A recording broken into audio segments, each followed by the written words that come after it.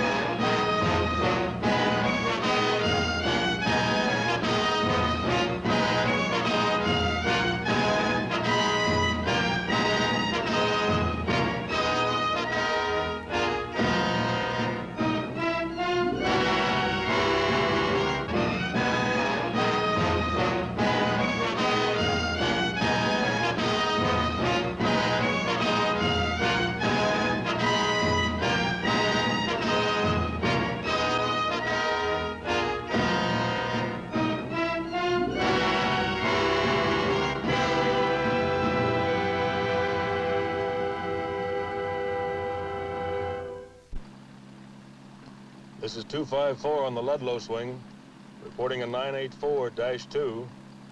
We'll be checking in 45 minutes. 10-4, car 254, KLP 646. Pull over. I saw something.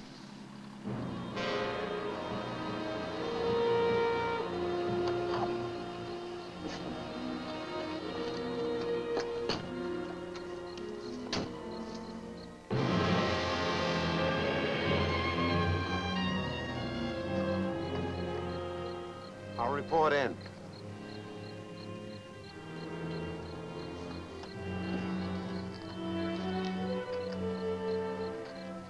Car 254 to Champaign-Urbana.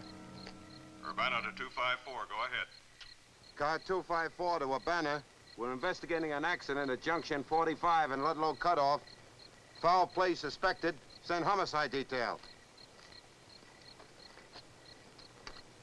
Oh, yeah. The driver may have been William Summerfield, 177 Decatur Street, Ludlow, Illinois. One of you stay on the scene. The other investigate the Ludlow address. 10-4. Car 254, KLP 646. You heard the man. Yep.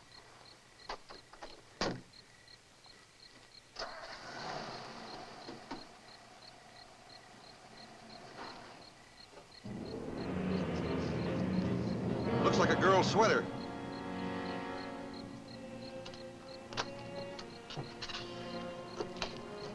Blood. Urbana to car 88. Come in, car 88.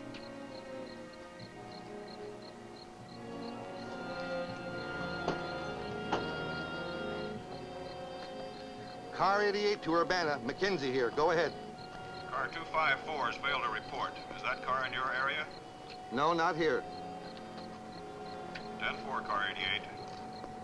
This is KLP 646, Urbana, calling car 254. Come in, car 254.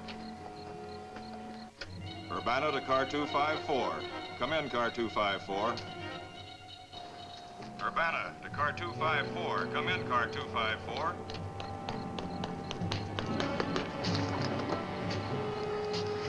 Hello, I'm at Ludlow. The whole town's destroyed. Everybody's gone. You gotta do something. You won't believe this. Send help, lots of help, quick!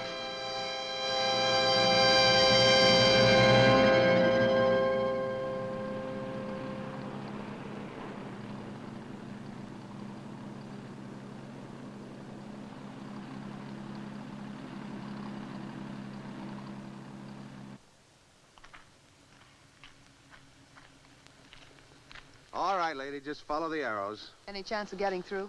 Nope. What happened? Look, lady, just detour, will you, please?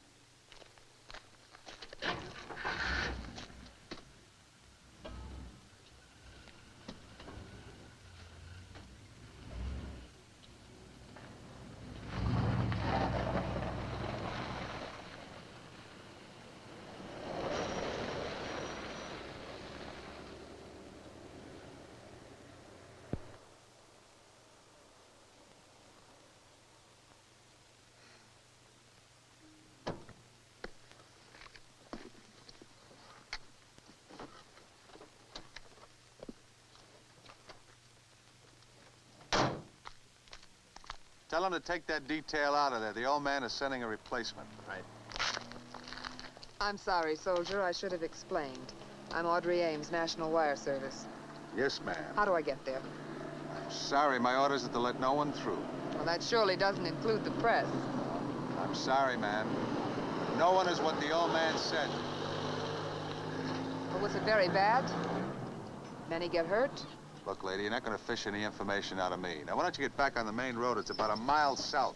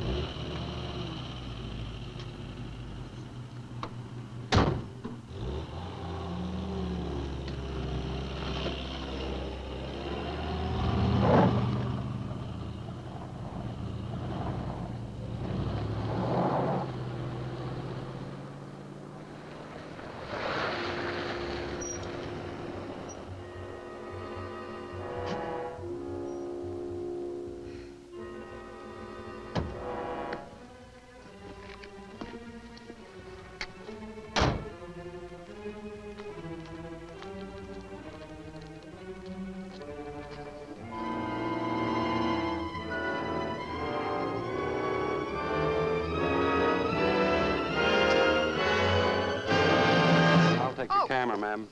No pictures allowed. Look, you have no right to do that. Sorry, ma'am.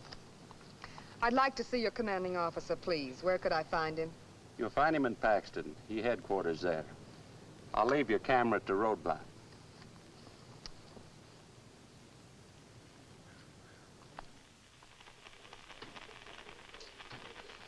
Until further notice, all traffic will continue to be routed around the Ludlow area according to Special Orders Able 6. Good morning. I'd like to see your commanding officer, please. Oh, I'm sorry, but the colonel's busy. Perhaps Captain Barton can help you.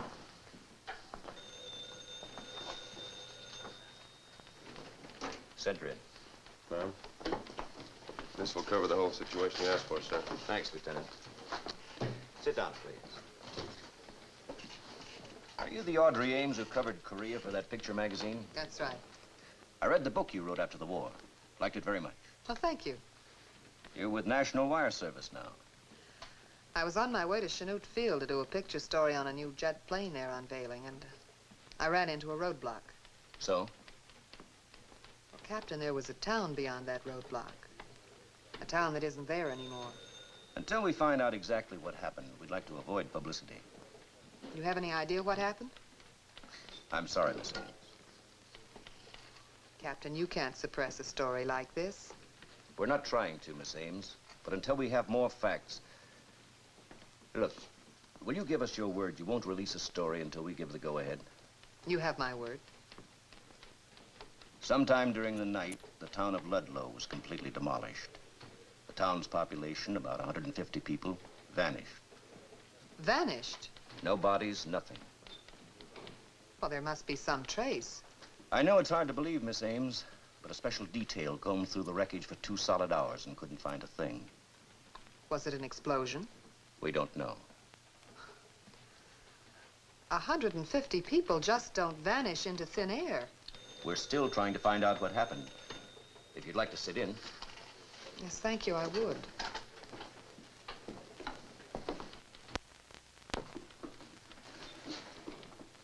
Dave, what time did you leave Ludlow last night?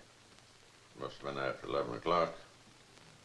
My son-in-law watched the television news at 10:30, so I sat there and watched that. And my daughter wanted me to sit there and talk a while.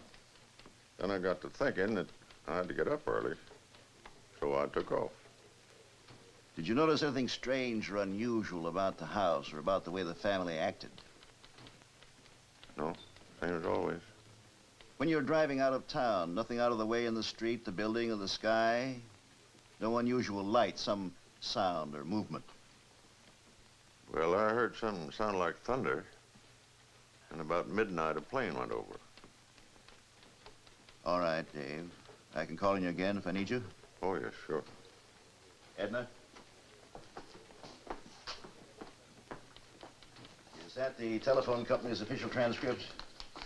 put through the last call to Ludlow at 11:59 p.m. When did you first notice anything wrong with the Ludlow connection? 4:45 this morning. I phoned the company linesman to go out there right away. So the telephone lines could have gone down anywhere between 11:59 and 4:45. All right, Edna, thanks. You've been very helpful. Oh, Colonel Sturgeon. Miss Aimes, National Wire Service. How do you do? Audrey Aimes? I've read a lot of your stuff, seen a lot of your photographs. Yes? Set to go, sir, whenever you're ready. I'll be right there. I hope you understand our problem, our need to keep this quiet. Yes, the captain's briefed me. If anyone wants me, I can be reached in Ludlow by radio. Yes, sir. How's chances of me going along? Not this trip, maybe later. In any case, not until we know what's out there. Oh, by the way, Colonel, my camera was taken from me at the roadblock by one of your men. I'll give orders to have it released.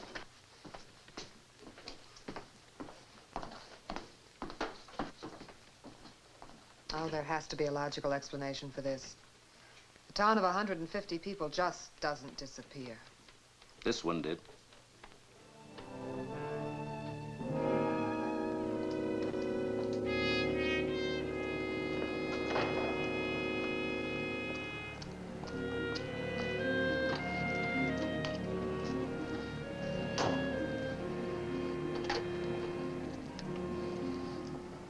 Chicago Mobile Service Operator. I'd like to place a person-to-person call, please, to Mr. Norman Taggart, Editor-in-Chief of National Wire Service. The number is Murray Hill 44836. In what city, please? New York.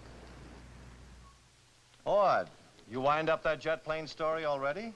I'm not on the jet story. Norm, listen, I'm on to something I think can be real big. Mm-hmm. Where? Oh. Brother. Huh? What do you mean we can't print it? I've given my word to hold off for a while. Now listen, Norm. A plane flew over Ludlow last night about midnight, just about the time the lid blew off. Check on it. And, check Washington. See if they had an atomic installation in the Ludlow area. Okay. Call me back as soon as you have anything, right? Goodbye.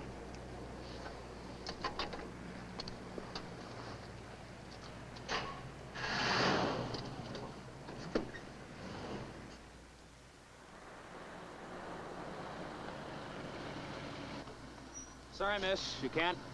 Oh, it's you again. I know I can't, but I'd like to have my camera back, please. Colonel Sturgeon said he was going to speak to somebody. Hey, Corporal. Matthias. She wants her camera back.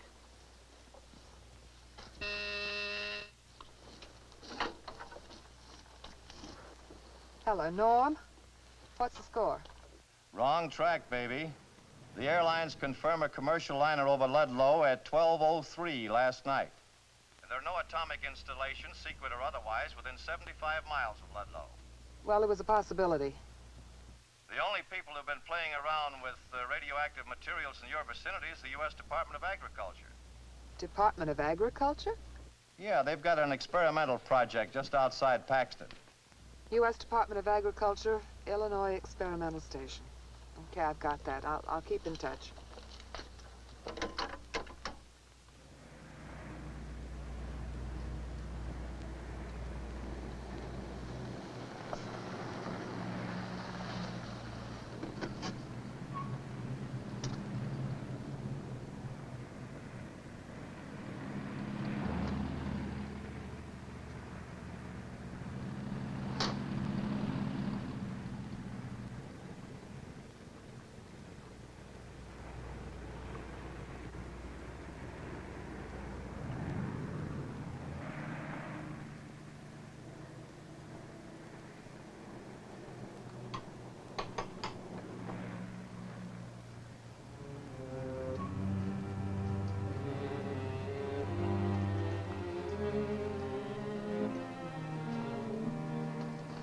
Excuse me.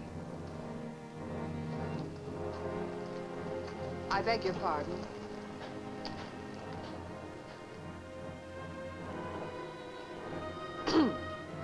I beg your pardon.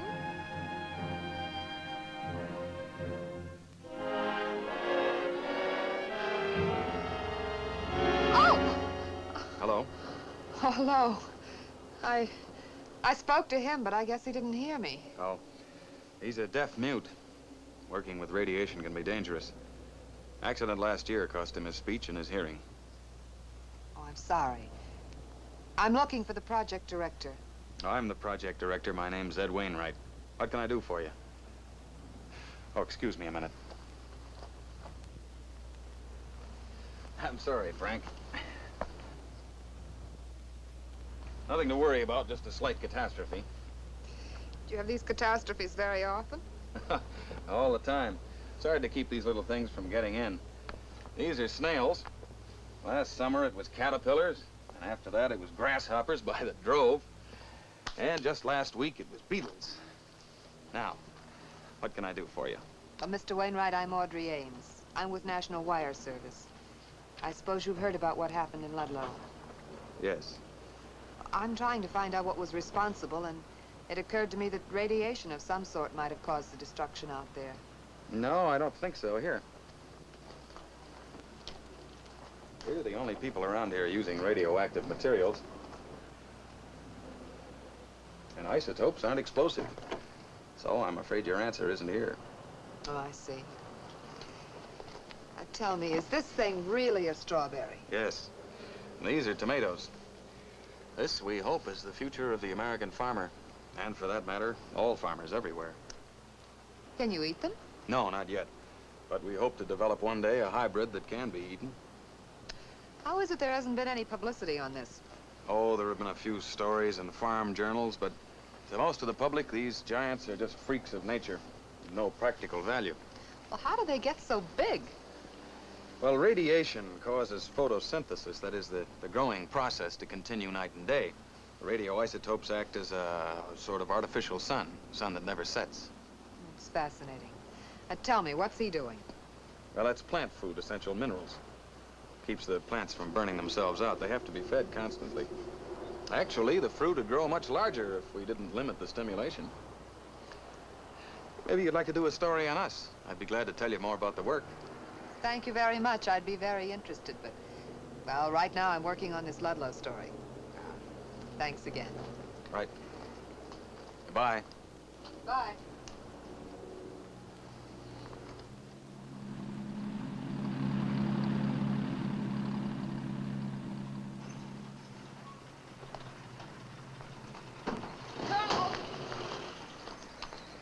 You here? Well, he wouldn't let me inside, so... Colonel. Springfield is on the line. Colonel, you just got back from Ludlow. You said after you got back I could go. I said maybe. Well, how about it? Tomorrow it'll be open for the press. Oh, Colonel, be fair. I've played ball with you. Give me the jump on the other reporters who'll be in here. At least let me take some pictures in Ludlow. I promise I won't put them on the wire till tomorrow. Well, I guess you rate that. For effort, anyway. Barton, take Miss Ames to Ludlow. And I hope you have a strong stomach.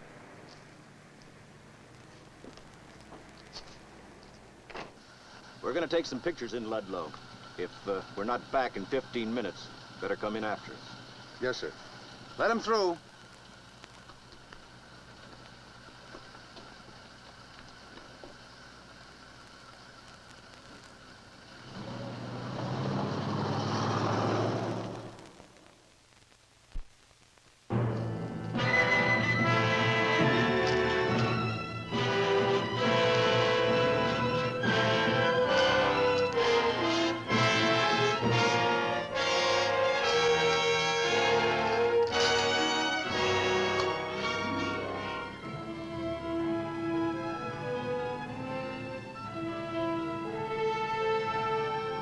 I've had enough. Some people use calendars to tell age. I could use ruins to count mine. I was 25 when I went through Seoul after it was shelled.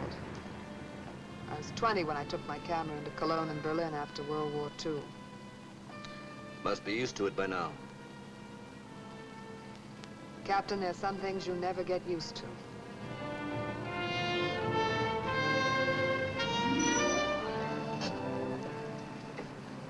How about a drink to wipe away some memories? Good way to get rid of the jitters. I know a little place. How do 150 people vanish into thin air? Well, around this part of the country, things seem to have a way of vanishing. Only a couple of months ago, it was a warehouse. Kind of fell apart overnight, just like Ludlow.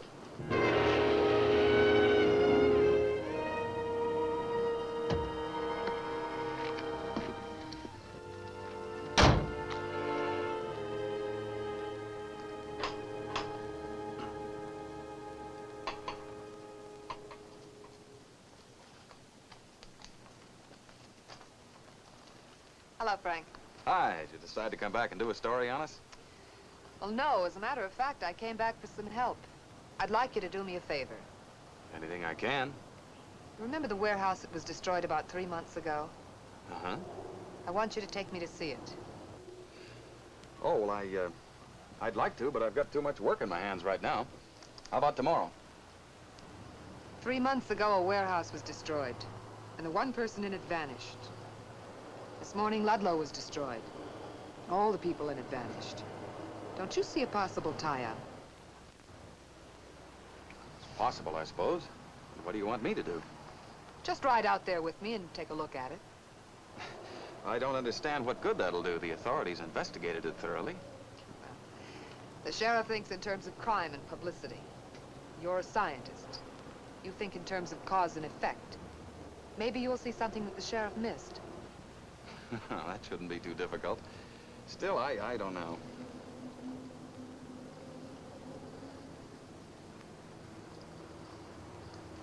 What's he saying?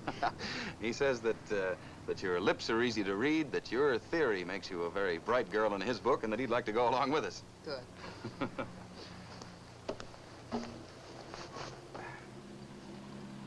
When you barge into people's lives and drag them off to places they don't really want to go, aren't you sort of in danger of becoming unpopular? Well, it's an occupational hazard. How'd you pick such an occupation? I think it sort of picked me. I guess I was just born inquisitive. Ever since I can remember, I wanted to know the why and wherefore of just about everything I saw. I inherited my knack with the camera from Dad. My curiosity supplied the nose for news, and the camera supplied the memory. So there you have it. What about you? Have you always been interested in science? Oh, I guess I always have been in one way or another. I used to fool around with radios and anything electrical when I was a kid. I was a radar officer during the war, and then I went into this when I got out. Ah, yes, I remember now that every time I read one of your articles, it was dateline from some area of flood or famine or war. Made me realize what a sheltered life we scientists really lead. Sheltered? Look what happened to Frank.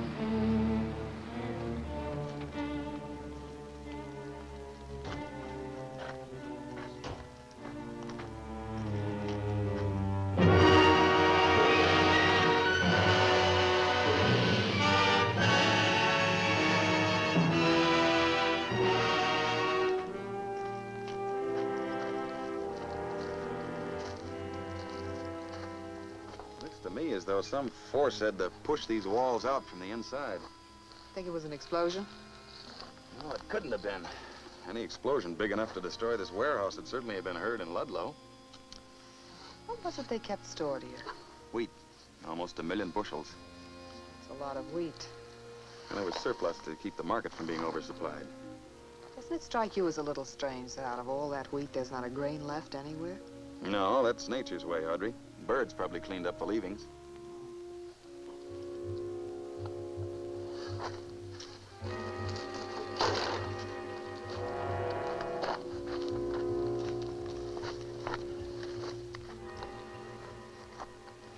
I see what you mean, Frank. What is it, Ed? You see how barren this ground is? Well, I don't know. I've seen horses leave it like this. This is deeper than horses go and much more thorough. Practically down to the roots. The horses pick and choose. They leave patches. But this is completely barren.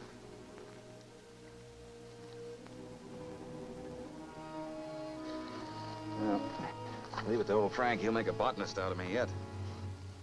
You're head of a government lab and you need lessons in botany? Well, I try to teach him what I can about my field of study. He tries to teach me what he can about his. Aren't you a botanist? No, I'm an entomologist. The study of insects. Well, then how come you're working with plants? Well, the existence and development of plants and insects are very closely related. They're highly dependent on one another. As a plain matter of fact, one couldn't live without the other. And that's why I can't understand. Ground like this is usually teeming with insects. This area is completely devoid of it. I think I'd like to get some shots of this. I'm going back to the car for my camera. All right.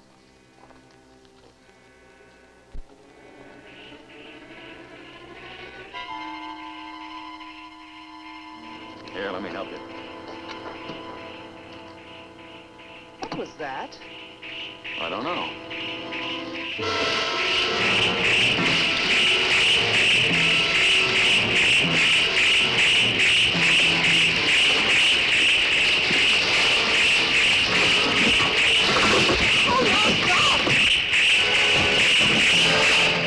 Oh, Frank's gone. You can't save him. Get in the car.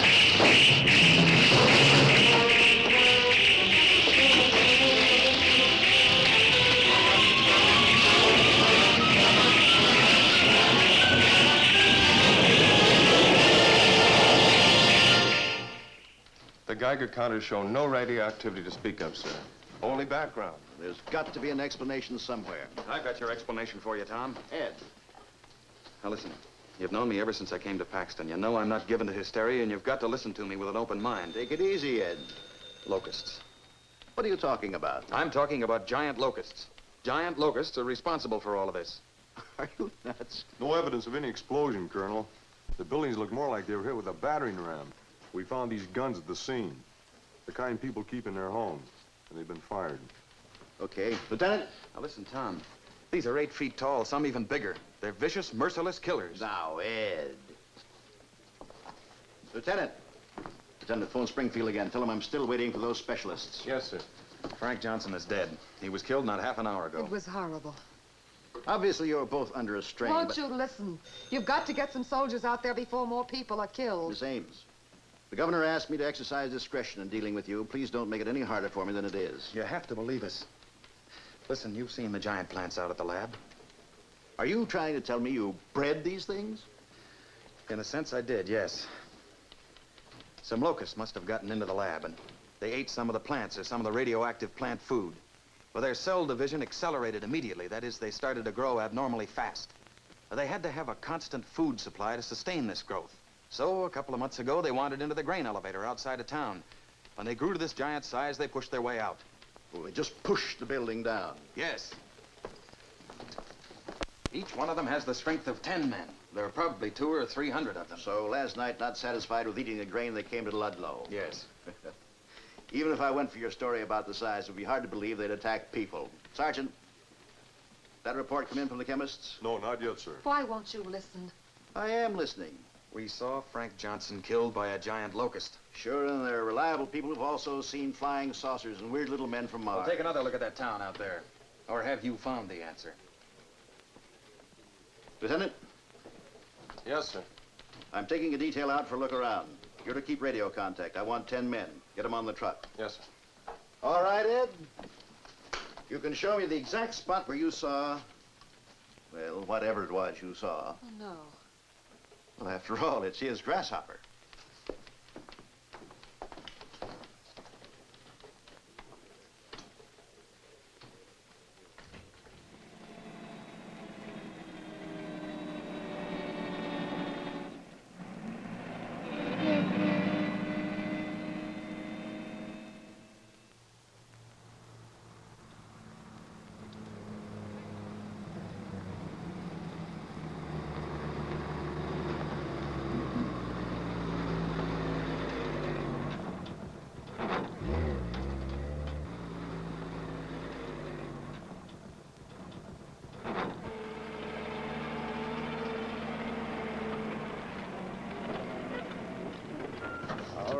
right, let's go. It is a rat.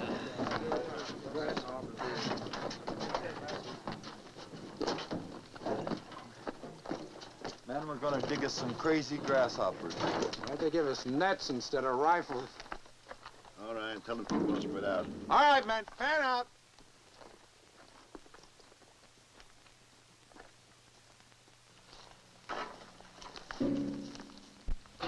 Here's the spot, Tom. Where's the body? There isn't any body. Just like Ludlow. All right, men, into the woods.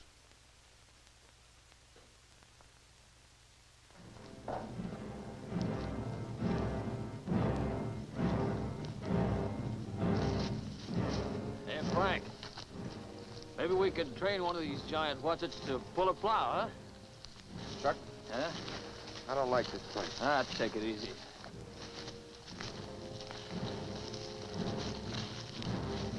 You know, grasshoppers are good eating. Yeah? Must did it catch you?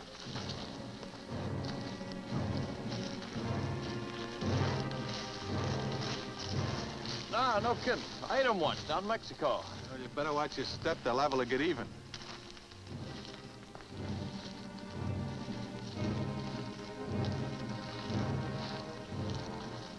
They must have seen something. Mr. Wainwright's a scientist. He's trained to see things right. Well, these days they blame the atom for everything. Bad health, bad crops, bad weather. Now it's grasshoppers. They couldn't have just dreamed up this guy Frank being knocked off. Ah.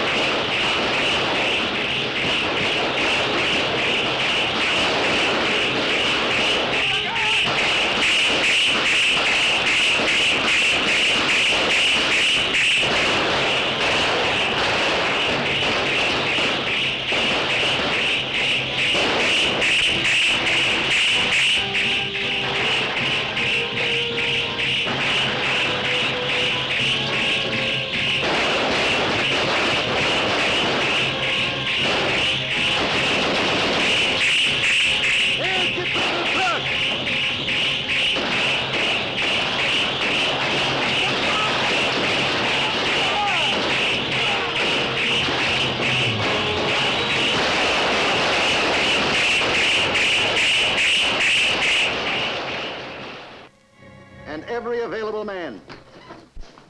Also get some air support. We'll bomb them out of that forest.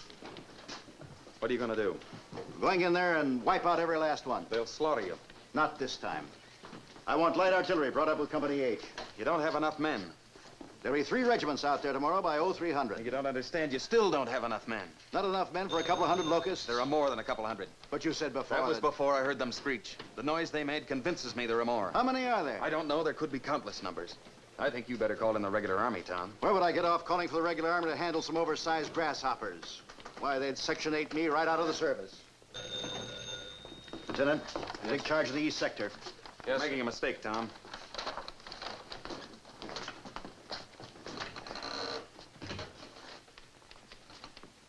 I'm afraid he doesn't understand how serious this is.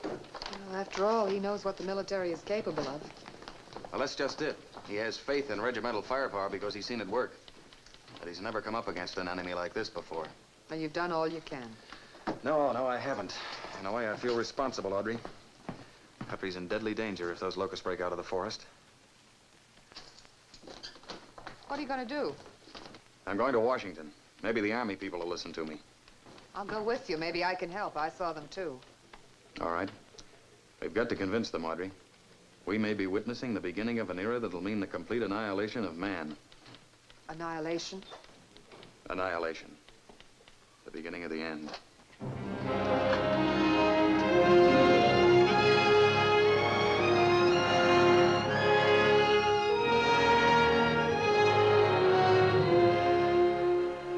This, gentlemen, is the enemy. This locust, more commonly known as the grasshopper, is almost identical to the giant locust of Ludlow, except for its size and the fact that the giant's wings fail to develop. They cannot fly. The locust is intelligent. It's strong. Locusts follow a leader. Like the bee and the ant, they're able to communicate with each other. This communication or call is produced by the hind legs. This is the 1956 Australian locust plague. Covered an area of 400 square miles. We've been plagued by locusts since biblical times. We've tried various forms of combating them. As a matter of fact, in our own country, the early settlers of the Massachusetts Bay Colony armed themselves with bundles of brush and drove millions of locusts into the sea. Now today, despite the fact that we've developed powerful insecticides, the locust still inflicts damages to the tune of $25 million in the United States alone. California, Colorado, Texas. Even this small locust will attack a man. It has two powerful jaws that are edged with sharp teeth. It will kill other insects and devour them. If no other insects are available, it becomes a cannibal, turning on its own kind.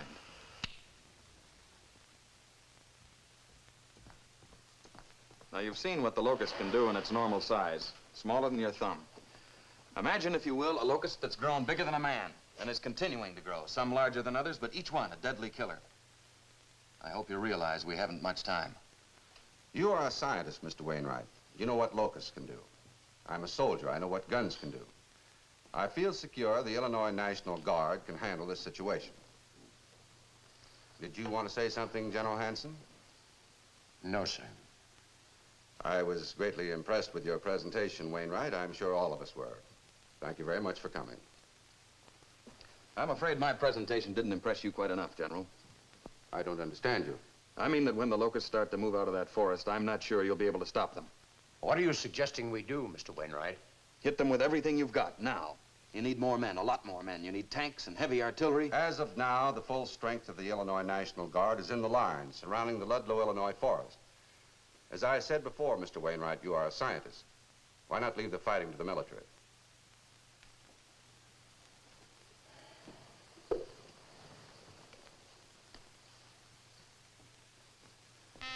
Urgent call from Paxton, Illinois, sir.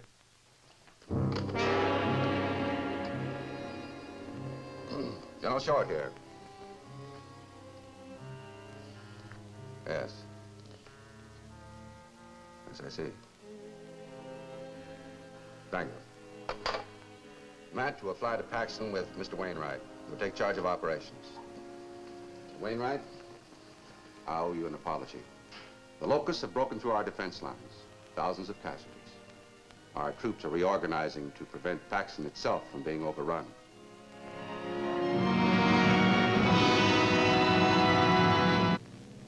The hill position in the suburbs of Paxton must be held. Otherwise, the 100 miles between Paxton and Chicago will lie open. General, we can't land in Paxton, sir. Why not? It just came over the radio, sir. Giant locusts have overrun Paxton at 1400.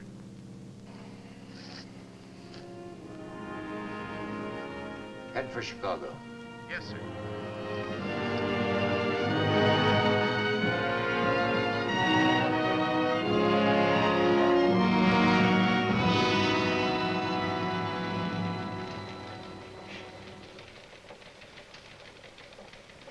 Captain, I want these positions held. I want them held at all costs, if humanly possible. And Captain, have your map people immediately turn out 300 overlays, showing the Chicago defense line is tentatively set. Yes?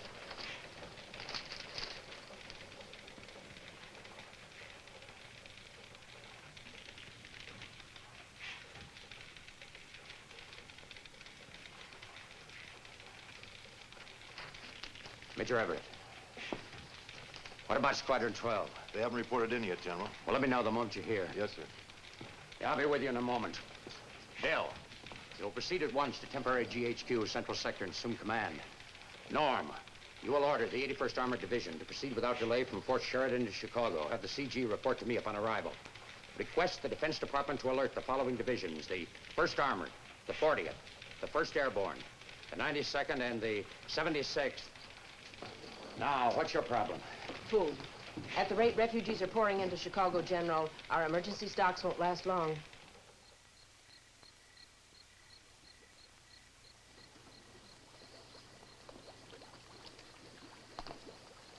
Toxaphene is one we haven't tried.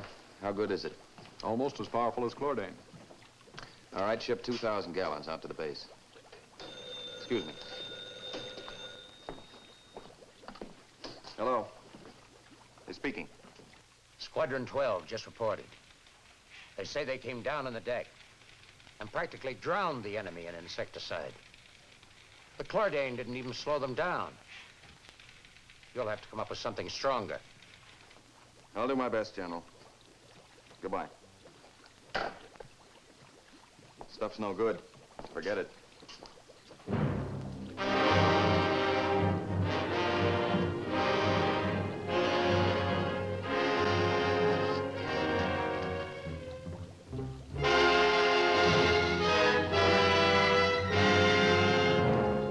Looks pretty bad, doesn't it? I thought you went back to New York. Well, the big story's here. Look, your editor called you back because it was too dangerous. I wanted to be here. Nothing we've done so far. Insecticides, fire, bombs. Nothing has done any good. And there's so little time. Well, you're doing everything you can. Well, everybody is, but it's not good enough. The time will come when the beasts will inherit the earth.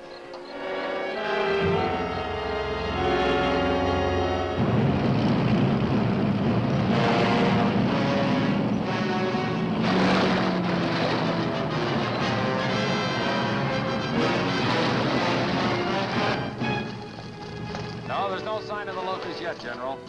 Out.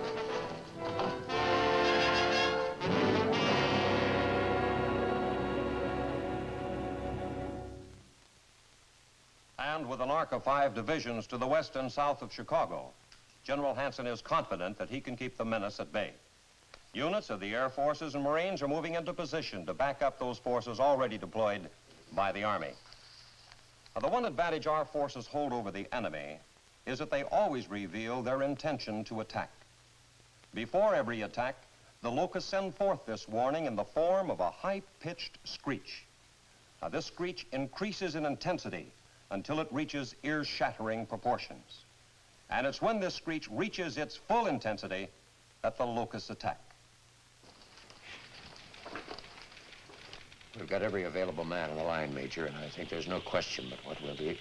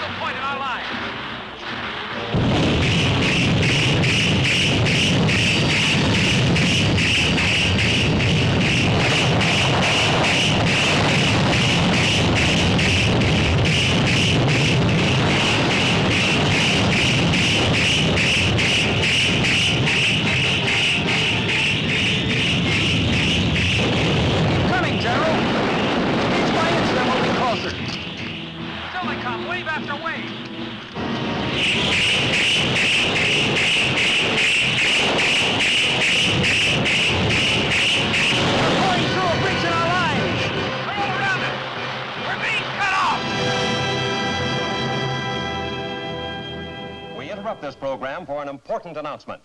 The giant locusts have reached the Chicago South Side and nearby suburbs. I repeat, the giant locusts have reached the Chicago South Side and nearby suburbs. Keep calm. Take shelter in basements. Take shelter in basements. Do not panic. Attention, please. Attention, please.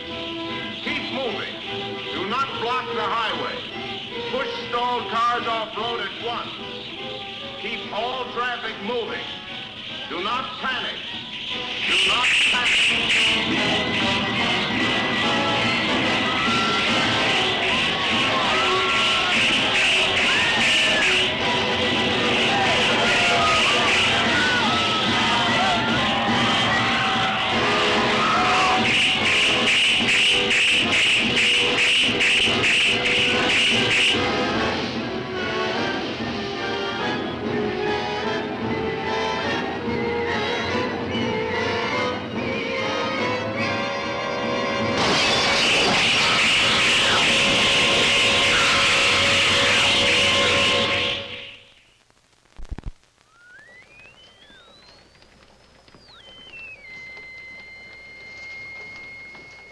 General? Yeah, Miss Ames. Draw up a chair and sit down. I sent for you because of a new development that may be favorable to us. The Locusts have stopped their advance. They're huddled in the alleys and buildings just outside the loop. The Locusts got cold. When the temperature drops below 68 degrees, they just stop moving. Well, maybe now's the time we could move in and destroy them. Well, they aren't in hibernation, sir. They'll move if they're provoked, and they're just as deadly as ever. When the sun comes out tomorrow, they'll be active again. The Air Force is standing by with a B-52 loaded with an atom bomb. You can't drop an atom bomb on Chicago. Washington has given me authority to do just that, as a last contingency. If the bomb is dropped early tomorrow, there'll be no loss of life. The city will be evacuated by then. Well, what about the property? There'd be $1 billion worth of damage in a site that's too contaminated to rebuild on. I realize that. But if we don't drop the bomb, Chicago will almost certainly fall. The bomber crew is alerted for a drop at dawn. If we don't come up with something by then, I'll make a final check with Washington and relay they're okay. Isn't there a chance the Locusts could die in the night of the cold? No, not at this time of year. Takes 24 hours of exposure at 14 degrees. Isn't there some way you could drive them into the lake? In Washington, you said the settlers did that. Settlers? Hmm? Oh, the early settlers in Massachusetts did literally drive them into the sea. But they weren't dealing with giants. Wait a minute. We can't drive them. Not drive. But we could attract them. Attract. If we could reproduce their call, General, it might work. It just might work. A call for insects? Have you ever been duck hunting, General? The duck call? Yes. There's one for bees, too. They use it in apiaries. It might work. What do you need? Well, let me see. I need an audio oscillator. I need an two audio amplifiers, the most powerful you can get. I need an oscilloscope. I need some high-frequency radio equipment. And a boat, a fast boat. Whatever you need, we'll get. Well, there's one thing I have to get myself. Something that'll tell me when I've succeeded. What's that? A live giant grasshopper.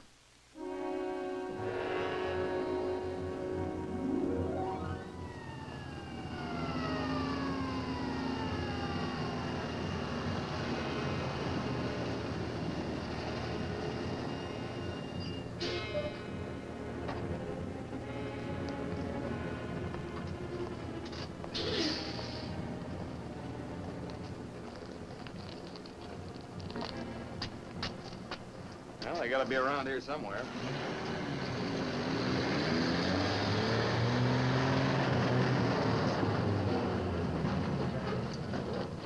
All right, man, off the truck.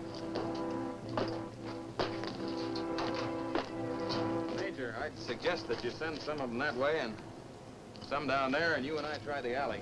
Okay. You four men go that way, you men that way. Let's go.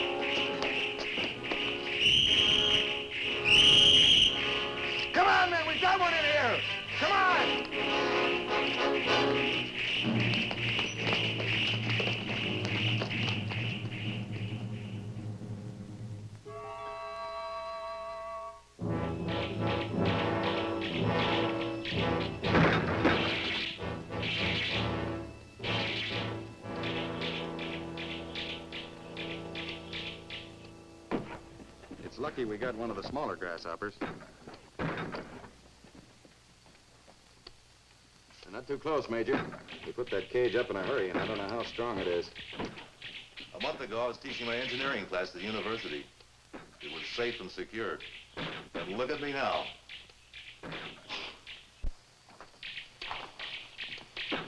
You know, I'm 37 years old, and all of a sudden I realized for the first time how much I've taken life for granted. I guess that's something you can't take for granted, Major. Ed, how will you know when you've got the right sound? He'll tell us. How? He'll react to it, and this polygraph will record his reaction. How long will it take? It's a matter of trial and error. Could take 10 minutes or 10 hours. We don't have 10 hours. We're dropping that bomb at dawn.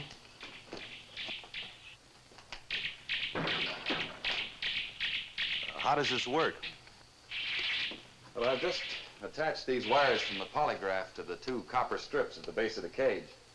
Now, the locust, like every other living thing, has galvanic reflexes or electrical charges in direct ratio to its activity or emotional stimulation. I don't understand.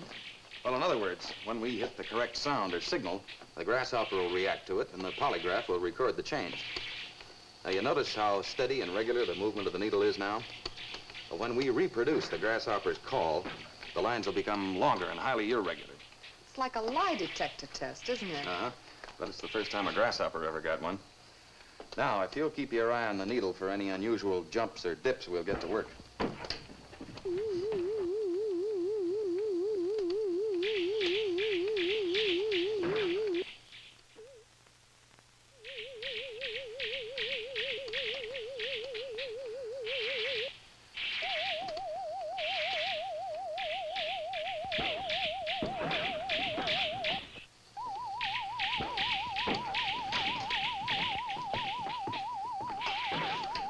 Wainwright, you've had your chance.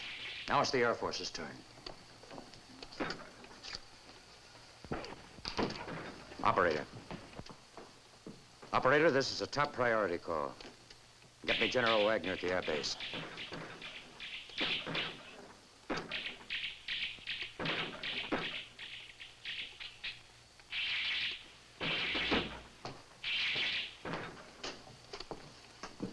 Look, General, the Locusts outside will stay put until the temperature reaches 68 degrees. That's about an hour and a half from now. Wagner, Chicago has been evacuated. Unless you receive instructions to the contrary by 0616, that is 90 minutes from now, you will order your B-52 crew to deliver the bomb on the designated target. Repeat the instructions back to me. Correct. There's no time to fool with that now. Major, get a detail of men up here to move this stuff. And bring some extra grenades. There's some in my staff car. There's a new lab set up for you at my new HQ outside the city. I can't move now. Well, you can't stay here, not with an atom bomb hanging over your head. I don't have any choice. Look, up to now, we've been using a filtered signal, and it hasn't worked. But it's just possible that the hearing apparatus of the Locust can detect harmonic frequencies above the human range. Well, to test these frequencies, I need every minute that's left. If you'll just give me one man to replace Miss Aimes. I'm staying. Well, look, this is no time to be worrying about a big story. I'm not worried about a story. Will you please leave before it's too late?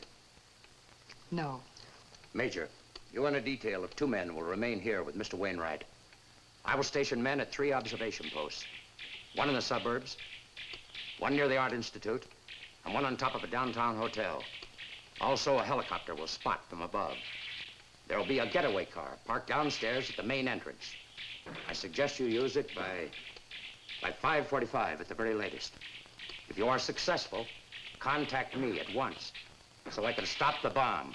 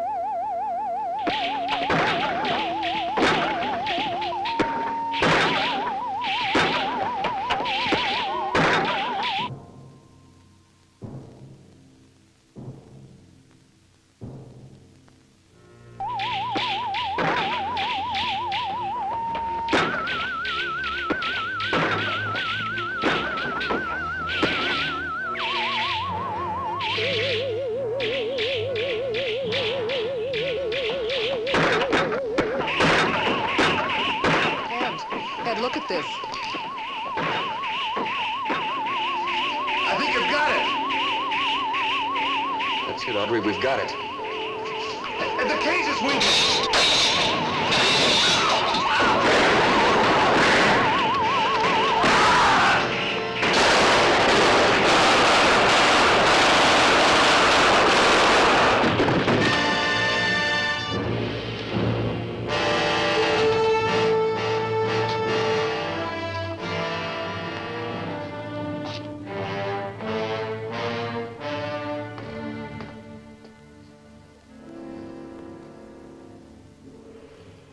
Cover him up. Get that thing out of here.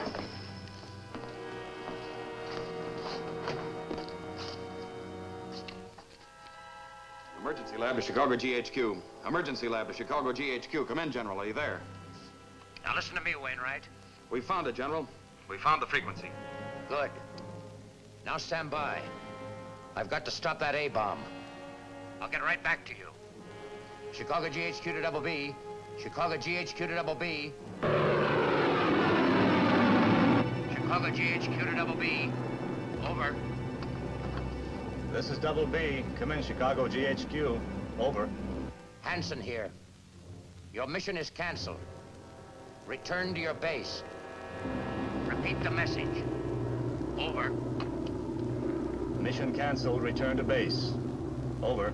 Chicago GHQ to emergency lab. Right here. The show is yours, Wainwright. All right. Get that equipment on the lake in a boat, and I'll be your Pied Piper.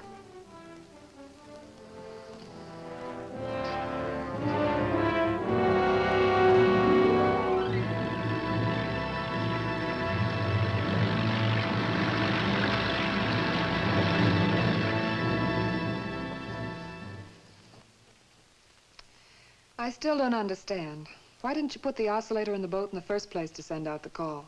Why track them here? Because we'd never get them all. Here, look. Here we are in downtown Chicago, near the lake. Now, the Locusts are scattered all through the suburbs and on the south side. Now, we'll send out the call from here. Yes, but that's going to attract them to us, not into the water. Well, first of all, it's imperative that every last one of the Locusts hear the call. Now, in order to do that, we've got to get our amplifier speaker at the highest possible point to get maximum range. Now, we've got ours on the roof of this building, which is one of the tallest in Chicago. Now, once we get them here... Oh, I see. Then the boat will take over. Exactly. Once we have them in the heart of the loop near our location, they'll be within range of the amplifier on the boat.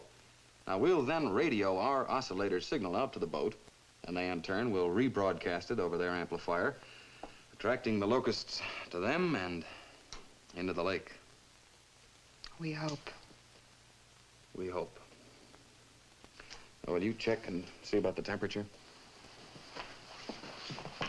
How can we be sure, sir? What do you mean? How can you know that we'll get them all? Well, that's where our observation posts and the helicopter come in. From their reports, we'll know the exact location of the Locusts at all times. And if it's working. It's 70 degrees, Ed. They're probably starting to move. Emergency lab to all observation posts. Emergency lab to all observation posts. Report in. Over. Observation post number 2 to emergency lab. Over. Well, what is your location? Over. I'm situated in a store across from the Art Institute on Michigan Boulevard. The street is empty. Nothing in sight. Out. Observation post number 3 to emergency lab. I'm on the roof of the Drayton Hotel. Don't see any grasshoppers in this area, but the south side's getting some action. Out. Emergency lab to observation post 1. Emergency lab to observation post 1. You did not report in. What's your location, post 1? Over. This is observation post number 1. I'm right in the middle of them. I'm just south of 73rd and South Shore Drive. Out. Emergency lab to helicopter. Over. Helicopter to emergency lab. The Locusts are active on the south side of Chicago. As yet, there are none in the downtown area. Out. Can you read me, emergency lab? Over. Yes, we can read you fine, General. Are you all set? Over. We're not quite ready yet. I think you better hold off a few more minutes. Over. I think we better start now, General. If they should change their direction and start moving away from Chicago, we may not get them all. Over. I don't like your starting until we're completely ready. This boat has to draw them away from you at a split second's notice. Over. I'd like to start, sir. Then go ahead.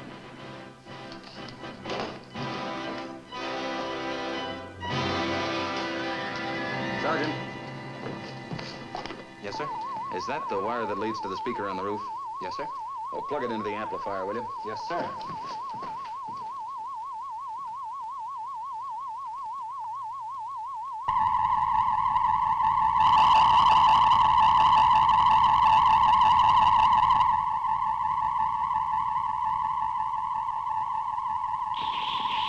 Post number 1 to emergency lab.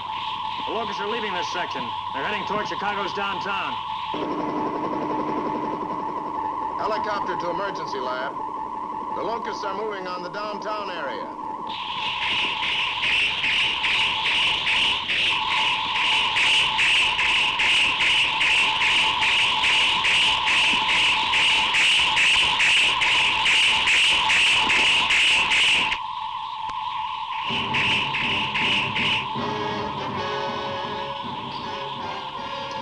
Observation post number 3 to emergency lab.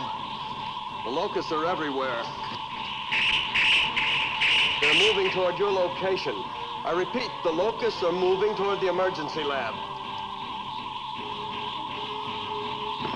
Michigan Boulevard is filled with them. They're everywhere.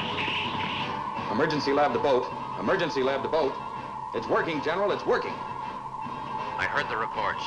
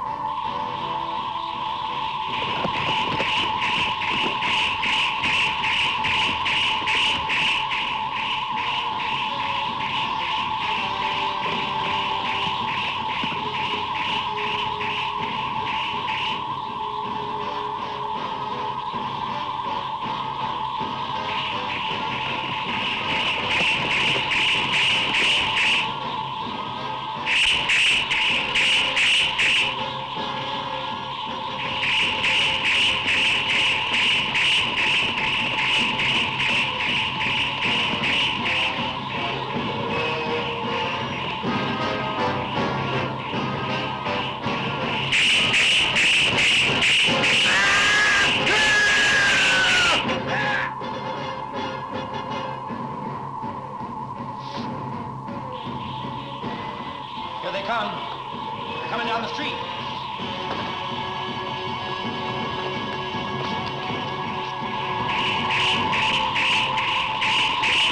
They're climbing the building.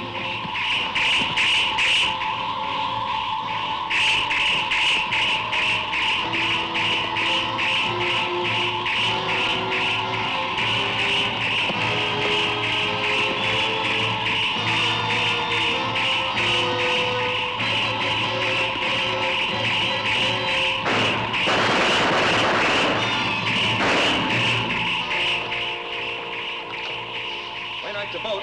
Wainwright to boat. Come in, please. Come in. Come in, Wainwright. How soon are you ready? We're ready as soon as we get clearance from observation posts. I'll check them immediately. Out. Boat to helicopter. They're still going in, sir, but it'll be a while before they all reach the downtown section. Wainwright, you'll have to hold out a bit longer. All the Locusts haven't reached the downtown area yet. All right, we'll try.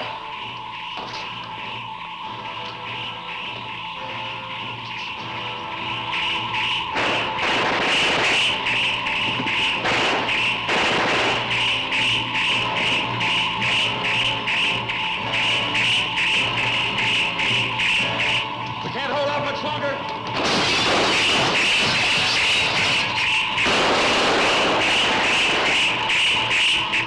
Boat to observation post. Report. Over. Post number 1. All clear, sir. Post number 2.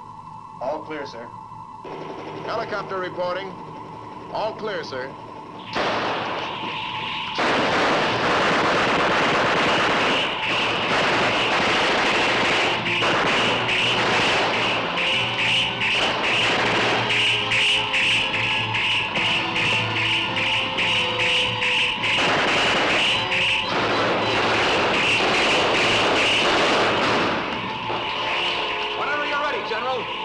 Then let's have it.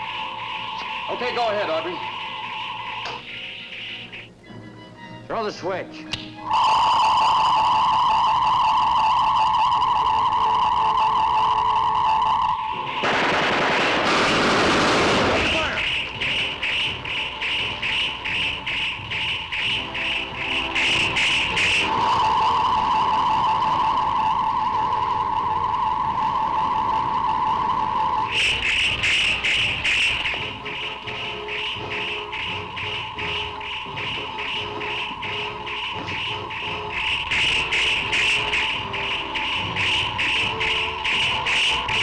Helicopter to boat. General, they're responding. They're responding. They're swarming toward the water. They're climbing all over each other, going into the water.